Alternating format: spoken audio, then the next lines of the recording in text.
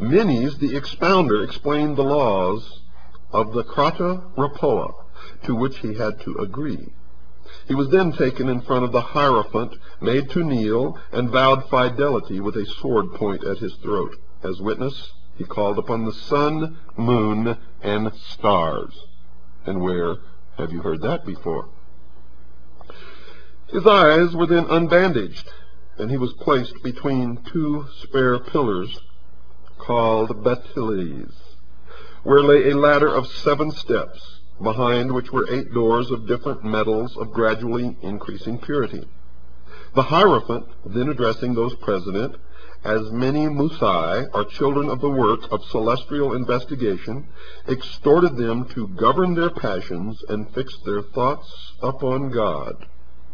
Now the sun, the moon, and the stars, you should know by now, represent the doctrine, the church, and the initiates. The sun, of course, is the doctrine, the moon is the church, and the stars are the body of initiates, or the 1,000 points of light. The candidate was taught, folks, that the latter symbolized the wanderings of the soul. He was told the causes of wind, thunder, and lightning, and given other valuable information, such as medical lore. He was given the password of recognition of this degree, which was, and I spell it because I don't know the correct pronunciation, A-M-O-U-N, meaning secrecy. He was taught a grip, given a pyramidal cap, and an apron called xylon. Around his neck was a collar, and he wore no other clothes. His duty was to guard the gate of men in his turn. The Portophorus was now able, after showing his devotion, to proceed to the 2nd degree. Following a prolonged fast, he was taken into a dark chamber called Endymion, the Invitation Grotto. He was now of the degree of Neocorus. Handsome women brought him dainty food. They were the wives of the priest, who endeavored to excite his love. If he resisted these advances, he was further lectured by the master of ceremonies, and led into an assembly, where the stolista, or water-bearer, poured water over him. Then a living serpent was thrown at him. The whole room was full of snakes to test his courage. He was then led to 2 high pillars, between which stood a griffin driving a wheel before him. The pillars symbolized east and west, the griffin the sun, and the wheel of 4 spokes the 4 seasons. He was taught the use of the level and instructed in geometry and architecture. He received a rod entwined by serpents, and that rod is still used today by the medical community. It's called the caducus. And he received the password Heave, meaning serpent, and was told the story of the fall of man.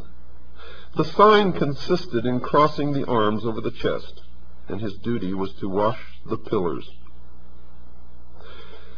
Now, when the initiate was initiated into the 3rd degree, the member was given the title of Melanophorus.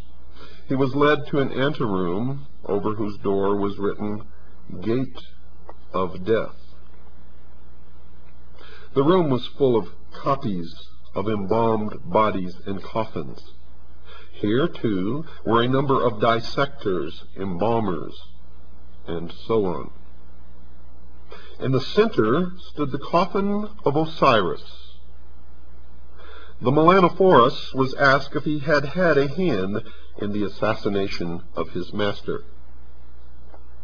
On his denying the question, he was seized by 2 tapaxites, or men who buried the dead, and led into a hall where he found all the other Melanophores clothed in black. The king himself, who always was present on these occasions, addressed him in an apparently friendly way, begging him, if he did not feel courage enough to undergo the test now to be applied to him, to accept the golden crown he was offering him. Well, he had already been coached to refuse the crown, and tread it underfoot.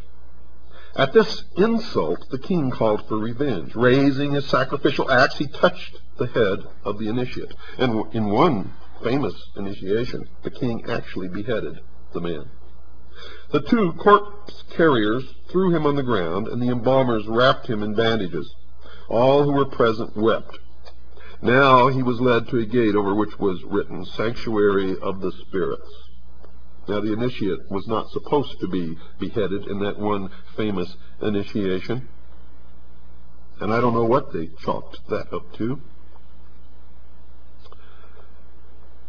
Now, standing before the gate, the initiate waited. On its being opened, thunder and lightning struck the apparently dead man. Charon received him as a spirit into his boat and carried him to the judges of Hades. Pluto sat on his judgment seat, while Rhadamanthus and Minos, as well as Aethon, Nicreus, Alastor, and Orpheus, stood beside him. Very severe questions were put to him as to his former life, and finally he was sentenced to remain in these subterranean vaults. Now remember, this is an initiation, which sometimes lasts for months and even years. The bandages were removed, and he was told never to desire blood, never to leave a corpse unburied, and to believe in the resurrection of the dead and the judgment to come. Now remember, this is long centuries before Christianity. He was taught coffin decoration and the peculiar hierogrammatical script. The sign was an embrace to express the days of wrath.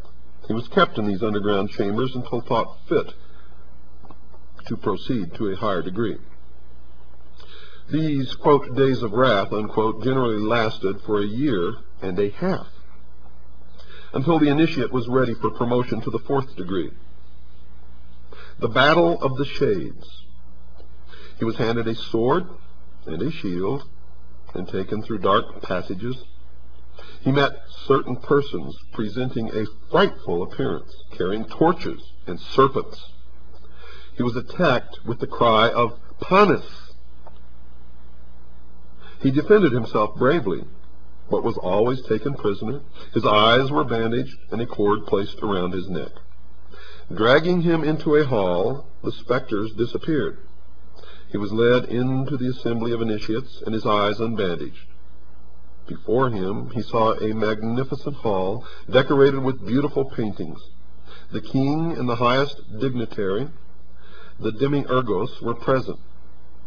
All were wearing their alidai, an Egyptian order composed of sapphires. Among those present were the secretary, the treasurer, and the master of feats.